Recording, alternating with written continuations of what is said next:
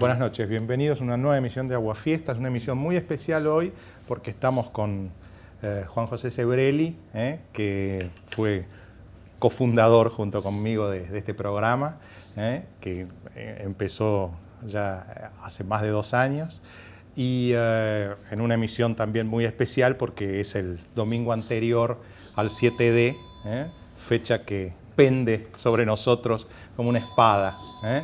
Y nos acompaña también en la mesa Luis Diego Fernández, que es periodista de Clarín, de Eñe específicamente, que hubo una nota muy especial que salió en la revista Eñe sobre el nuevo libro de Juan José y sobre la obra de Juan José en general. Este nuevo libro, cuyo título es El malestar de la política, del cual vamos a hablar enseguida un minuto y después vamos al diálogo en general. De manera tal que me siento muy feliz de estar con 2 invitados sobresalientes. Vamos a los auspicios y enseguida el curso del programa.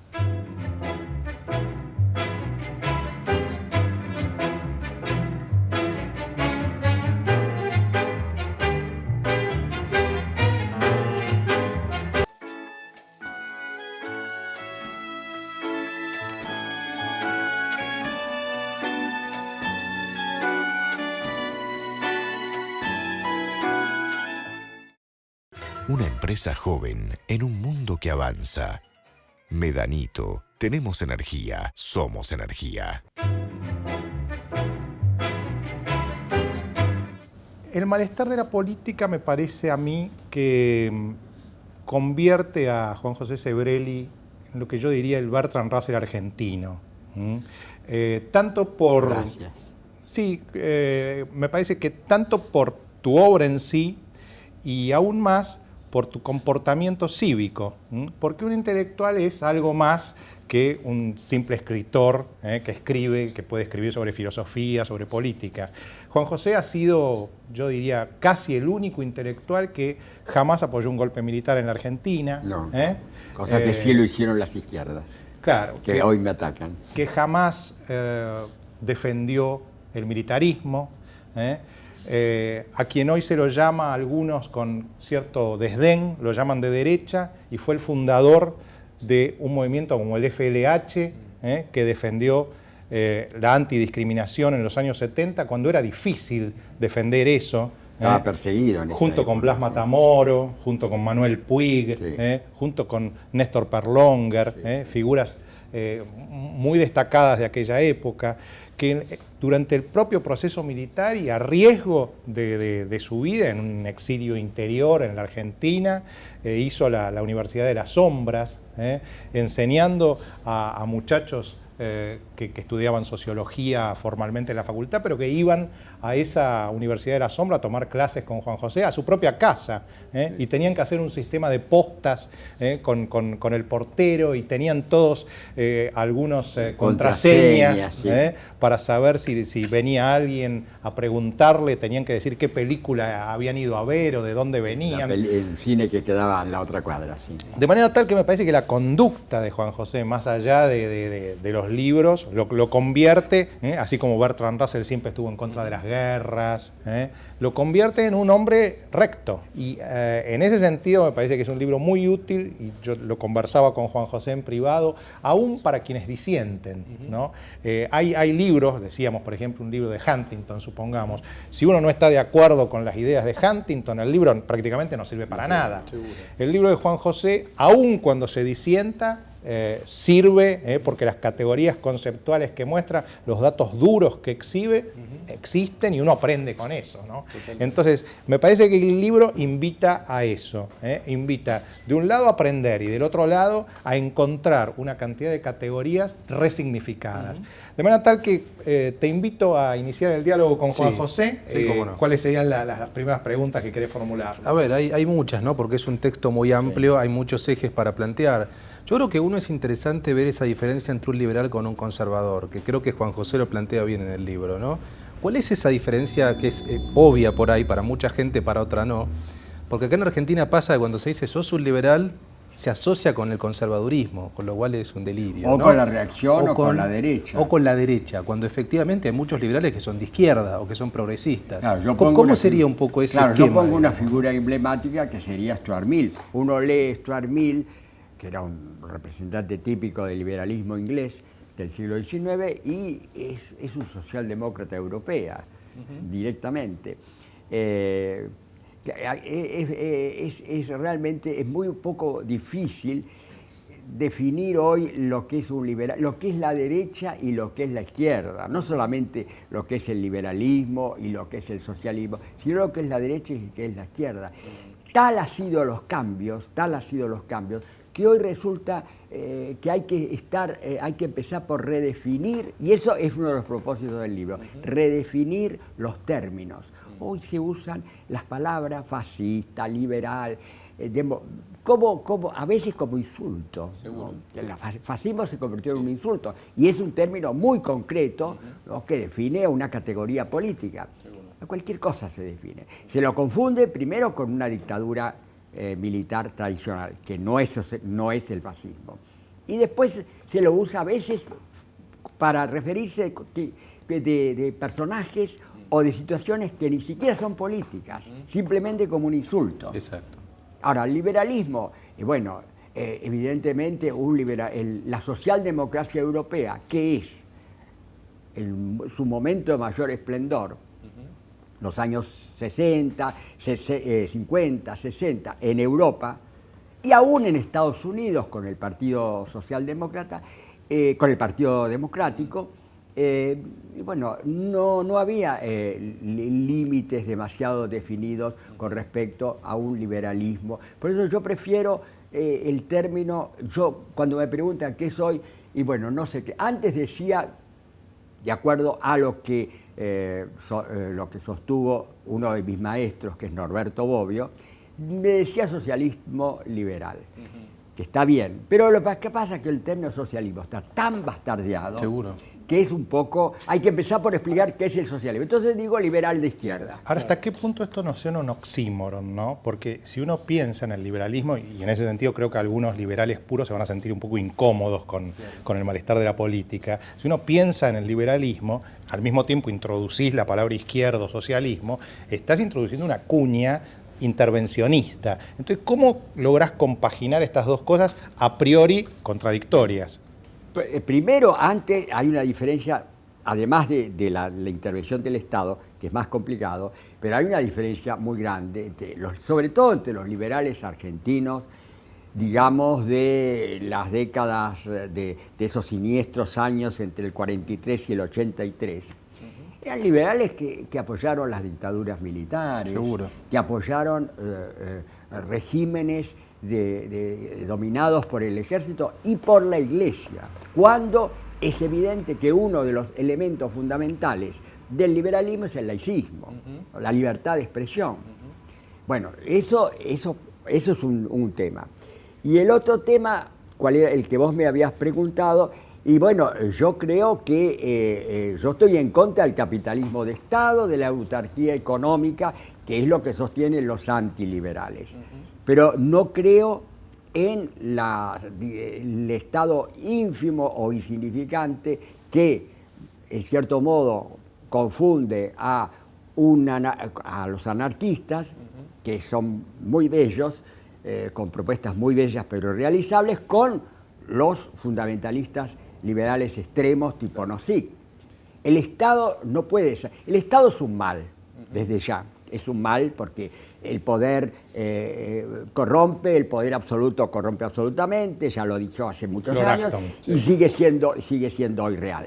Pero es un mal necesario. Seguro. Si no existe el Estado, ¿quién gobierna? Las mafias. Ahora vos, Juan José... Pero debe limitarse el Estado a intervenir primero en los servicios fundamentales donde no puede ocuparse la empresa. No puede ocuparse el capitalismo de la educación. No interesa salud. La educación, la salud, fundamentalmente. A veces la comunicación también, a veces.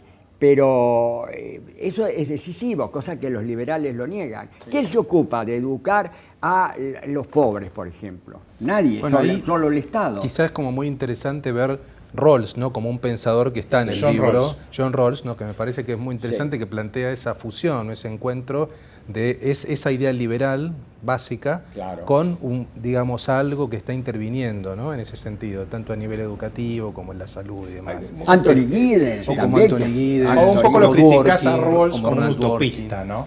Sí, es un poco formalista, es un poco formalista. Es muy kantiano, ¿no? Tiene una cosa... Recordemos para el público que Rawls es un neocontractualista, es decir, así como existía Rousseau, Locke, que eran los contractualistas iniciales, es decir, una sociedad que podían ser, todos se peleaban o todo era idílico, pero tenían amenazas externas, entonces hacían un contrato inicial. Rawls hace un segundo contrato para decir, bueno, ¿cómo hacemos para que haya más justicia social? ¿No? Claro, el problema está en que lo hace bajo un velo de ignorancia del público, que es una hipótesis abstracta, pero que la gente, ¿cómo hace la gente para...? No me parece lo más... Es muy idealista. Lo más reivindicable de Rawls.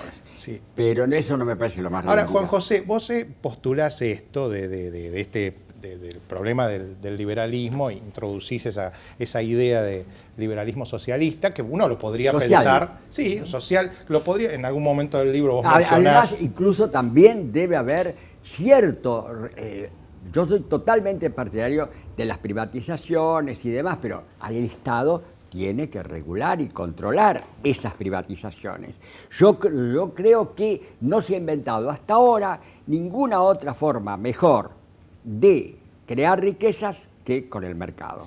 Totalmente, y en eso soy liberal. Pero al mismo tiempo creo que ese mercado tiene que ser regulado para impedir que haya monopolio, porque si no el liberalismo puro terminó en la crisis del 29 y el liberalismo puro de los 90 terminó en la crisis del 2007, 2008. Pero apuntaba un poco a eso, porque también la socialdemocracia esa escandinava, ¿no? Que sería un poco el programa...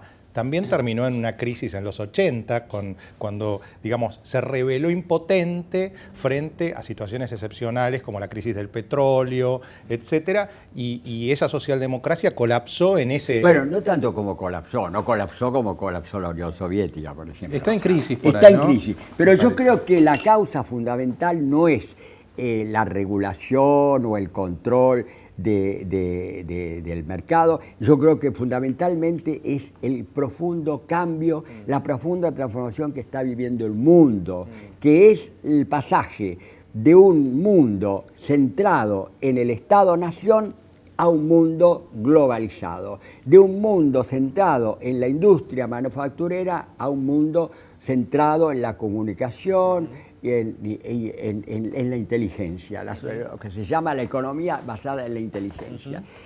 Eso ha debilitado, obviamente, al Estado Nacional y también al sindicato, que eran los dos pilares de la viejo esquema y la socialdemocracia. Entonces hay que crear nuevas formas políticas supranacionales para controlar el mercado desbocado, porque el mercado desbocado y la técnica desbocada lleva a estos problemas que estamos viendo todos, ecológicos y demás. No se puede seguir negando eso. Pero no existe ese problema. Los males de la globalización no están debidos al exceso de globalización, sino a las carencias, a la poca globalización, a una globalización que se limita a la técnica, a las finanzas y en cierto modo a la economía y no a la política, no a lo político ni a lo social. Por ahí es interesante ver este tema de la izquierda y derecha, ¿no? En función de la crisis de la socialdemocracia, creo que es interesante como repensar esas categorías, ¿no?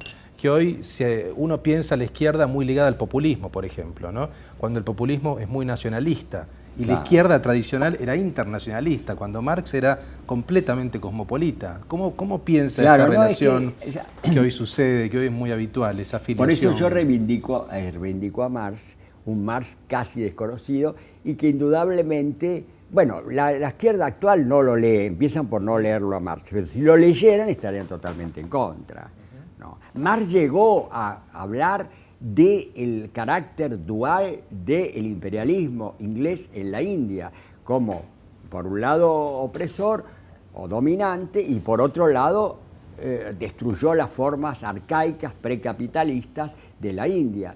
Eso es una cosa que escandaliza a la izquierda. En la izquierda actual no hay izquierda, hay nacionalismo de izquierda. Y yo creo que básicamente uno de los términos fundamentales para mí que definen izquierda y derecha es nacionalismo y internacionalismo, o universalidad, digamos, porque ya ni siquiera es internacionalismo, porque el internacionalismo se basa en la existencia de naciones, y yo creo que hay que llegar a entidades supranacionales, que superen a las naciones. Ese es un punto fundamental, y eso lo lleva, y después la forma exacerbada del antinorteamericanismo. Claro. ¿No? Estados Unidos es un país, es el país más poderoso del mundo, nadie lo niega, pero no es pero no puede dominar al mercado, ellos mismos. La crisis empieza en Estados Unidos. Completamente. Quiere decir que Estados Unidos no domina al mercado. El mercado es el que domina al mundo hoy. No hay vuelta de hoja. Cuando uno piensa en esto que decías, en el sentido que está todo muy confundido, y un militar golpista como Chávez, que vulnera la libertad de prensa. Un caudillo latinoamericano que antes se consideraría la extrema derecha. Cuando uno piensa en eso... Hoy es un ícono de la izquierda. Chávez es hoy es un ícono de la izquierda. un ícono. Y acá mismo en la Argentina, Cristina Kirchner luce, ella intenta mostrarse como una persona de izquierda y decir la derecha, decirle a alguien sos de derecha es insultarlo, ¿no? Entonces ellos se reivindican como de izquierda cuando claramente hay un ataque a los medios de prensa, es evidente la falta de independencia de los poderes, es algo últimamente el desguace de fueros enteros del Poder Judicial. A esto lo llaman de izquierda, ¿no? Y entonces llama mucho la atención porque las libertades individuales tradicionalmente fueron un bastión de la izquierda, justamente. Ahora, parecería que la nueva categoría de izquierda en el mundo lo que pone por arriba de todo es el antiinstitucionalismo. ¿Te parece que eso es así? No con respecto a la socialdemocracia europea, que es la que yo reivindico. Lo que pasa es que acá, en la Argentina, no existe eso. Lamentablemente, hasta el Partido Socialista es un partido populista moderado. Porque si uno lee las plataformas del radicalismo, ni digamos, son populismos, la oposición son populismos moderados, que respetan las instituciones, eso los diferenciaría del kirchnerismo y del peronismo, respetan las instituciones, no son tan corruptos, pero el modelo económico sigue siendo el modelo económico populista. Es decir, una economía para el mercado interno que desalienta el comercio exterior en un mundo globalizado es lo fundamental.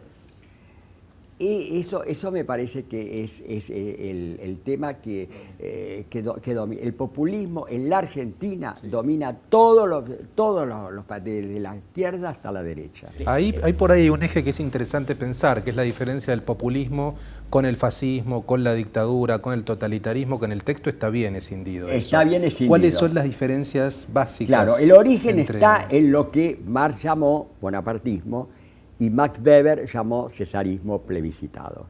Es decir, que a mí cuando me viene a decir que América Latina y la Argentina inventaron algo nuevo y que Europa no tiene nada que ver, bueno, un sociólogo de la década del 20, que no tenía, cuando todavía no existía Perón, hacía una descripción, pero exacta, con el cesarismo plebiscitado de lo que después fue el peronismo, ¿no? Y todo el populismo latinoamericano. Es decir, que un bonapartismo o cesarismo exacerbado y radicalizado es el fascismo. Pues el fascismo tiene una faceta populista. Y el populismo, bueno, oscila entre una cosa y la otra. Es como más light. Es como más light con respecto al fascismo y más duro con respecto al bonapartismo del siglo XIX, que sería Napoleón III y Bismarck. Características así, generales, muy rápido, porque lamentablemente es muy complicada la cosa. Y bueno, líder carismático, que se comunica directamente con las masas sin intermediación de los partidos. Los partidos políticos quedan completamente al margen. Subordinación total del Poder Judicial y el Poder Legislativo al Poder Ejecutivo. Ahí tenemos ya los elementos políticos y, por supuesto, eso significa un régimen autoritario por completo, ¿no? Las libertades cercenadas. En eso es interesante ver, por ejemplo, cómo pasa con este gobierno, ¿no? Que supuestamente es un gobierno que es muy pro esas libertades individuales con tanto el tema del matrimonio igualitario, que usted dice que eso en verdad es como una suerte de vuelta a un populismo con medidas un poco más progresistas, porque es como algo táctico, dice, ¿no? Es algo táctico y es algo que no podía ser el viejo populismo, porque el tiempo era, en la época es otra. Es un poco concesiones al espíritu del tiempo. Concesiones al espíritu del tiempo. Pero inconcebible. Concesiones, por ejemplo, que también las tuvo Perón en los últimos años cuando impone el divorcio. No es que el divorcio no estaba en los planes del peronismo, lo impone simplemente por la pelea con la Iglesia. La prueba está que después cuando vuelve en el 73 se olvidó del divorcio. Juan José, vos hablabas de cesarismo plebiscitado, ¿no? Y últimamente la presidenta de la Nación ha criticado al 8N, a la multitud, ¿no? Sí. Esa multitud que no es la misma multitud de Toni Negri, que es otro tipo, parecería. Sí. Ese es un tema interesante también. Ahí es un tema que vamos a tratarlo ahora, pero a partir de esta pregunta me parece interesante, porque vos hablabas de plebiscito, y ella lo que dijo, y lo dijeron muchos cercanos a ella, lo criticaban porque no tenían nadie que encarnara esa multitud, no tenían quien le escribiera, la multitud no tiene quien le escriba, claro. La multitud no tenía un líder. Ahora, la pregunta es, cuando le sacó a Ocaña a Carrió, cuando le sacó a Cobos al radicalismo, cuando le sacó a personajes como Rivas al Partido Socialista, cuando cooptó a Fabiana Ríos, que era ganadora, y otros, fue el kirchnerismo vaciando a toda la oposición, e incluso al mismo peronismo. El mismo peronismo intentó, digamos, desguazarlo y destrozarlo. Entonces, es un poco perversa la situación, porque le dice, ustedes no tienen ningún líder, pero ellos durante 9 años fueron los que se esmeraron para tratar de que no lo tuviera. Es decir, vaciar justamente quizá porque lo que intentaban es que fuera un plebiscito y no una elección. ¿Te parece que esto es así? Es un elemento, pero de cualquier manera los partidos tampoco han hecho, porque con que les coopten uno o dos, no sé, es evidentemente que el sistema de partidos, incluyendo el peronismo, están en crisis. Y con respecto a lo de las manifestaciones de calles, que yo no soy partidario de la teoría de este hombre, de Toni Negri, yo recuerdo incluso que las más grandes manifestaciones callejeras, espontáneas, que hubo en el siglo XX, fueron las multitudes de París y de Berlín festejando el estallido de la Primera Guerra Mundial. Eso está en las películas documentales y en los libros de testimonio. En la Argentina, si Toni Negri vino al 2001 para ver lo que él creía que era el ejemplo de sus teorías, si hubiera venido unos años antes, hubiera visto multitudes más grandes todavía y compactas aclamando al dictador Galtieri, ¿no? Es decir que, y con respecto a grandes manifestaciones callejeras, la del 2001, que fue una manifestación decididamente antipolítica. Yo no participé de ellas, sí participé de la del otro día, porque era antipolítica. ¿Cuál era su consigna? Que se vayan todos y no quede más ninguno. ¿Cuál fue el resultado? Volvieron todos y se quedaron los peores. Cuando uno lee tanto a Laclau como a los otros teóricos, critican fuertemente eso, porque no tienen líder carismático. Es esto que decía Juan José. Ellos quieren el líder carismático y la conexión con la muchedumbre. Lo que llama Laclau el significante vacío. Claro. Claro, hay una diferencia entre Toni Negri muy libertarios y para son distintos, son cosas distintas. Sí. Bueno, los dos yo estoy en contra de los dos, pero son cosas, los sé diferenciarlos. Seguro. Para terminar un poco, invitamos al público a que lea este libro que es tan rico, ¿no? Y que me parece que, como decíamos al comienzo, es de mucha utilidad para quienes concuerden con Juan José o para quienes disientan con Juan José. Este programa hoy es 2 de diciembre y el próximo domingo es 9 de diciembre. Es decir, que va a ser el siguiente domingo al 7D. pende sobre nosotros la espada de Damocles. ¿Hay vida después del 7 de diciembre? Y los invito a hacer una reflexión final a ustedes. En el caso de que el gobierno decida intervenir Cablevisión, ya sea, apareceremos en todos los diarios del mundo como un país que destroza totalmente las libertades, y probablemente este programa no esté más al aire porque estamos en un canal de Clarín. Si llegara a ser así, nos reencontramos cuando la República exista de vuelta en la Argentina. Si no llegara a ser así, el domingo que viene nos reencontramos con el público. Esperemos que sea así. Esperemos que sea así. Los invito a hacer una reflexión final sobre esto. No, bueno, a ver, creo que es necesario que haya medios para comunicar diferentes ideas, ¿no?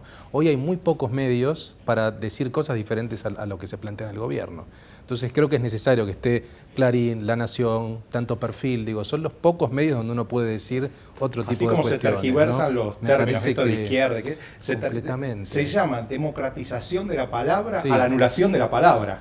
Y sí, eso es una paradoja. Y por otra parte hay muchos grupos, en verdad los grandes grupos son oficialistas, digo, ¿no? Eso es lo que uno puede ver. Es como Telefónica que yo hoy estoy se en contra de los planteando monopolios, pero el peor monopolio es el del Estado. Claro, la idea, no hay ninguna cuando se habla de posibilidad. monopolización, de democratización de la palabra, curiosamente, lo que parecería decir el gobierno es, tiene que haber un canal de los aborígenes, un canal de las madres de Plaza de Mayo, etcétera, canales que tienen el 0.01 de rating, ¿no? Y que casualmente están a favor del gobierno. Claro, que casualmente están a favor del gobierno. Y canales como TN, como Metro, como Canal 13, que la gente los elige todos los días, esos canales hay que anularlos para democratizar la palabra. Claro. Es decir, sacar los canales que la gente vota todos los días para mirar. Esto es una paradoja realmente extraordinaria. Que en ¿no? ese sentido es muy interesante este texto de él, digamos, ¿no? Porque ahí es ese uso de la palabra, tanto la democracia. Claro. Acá se usa la palabra democracia para decir otro tipo de cuestiones. Todo lo contrario. Eso lo dice bien usted. Todo en el libro, lo contrario, ¿no? sí.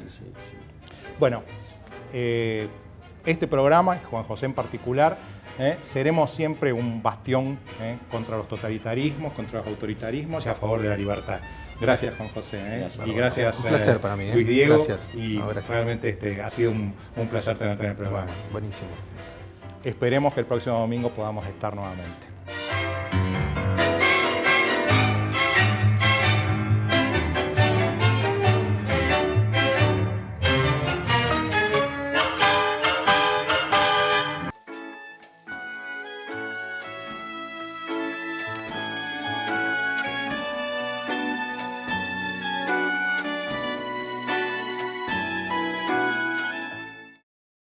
Una empresa joven en un mundo que avanza. Medanito, tenemos energía, somos energía.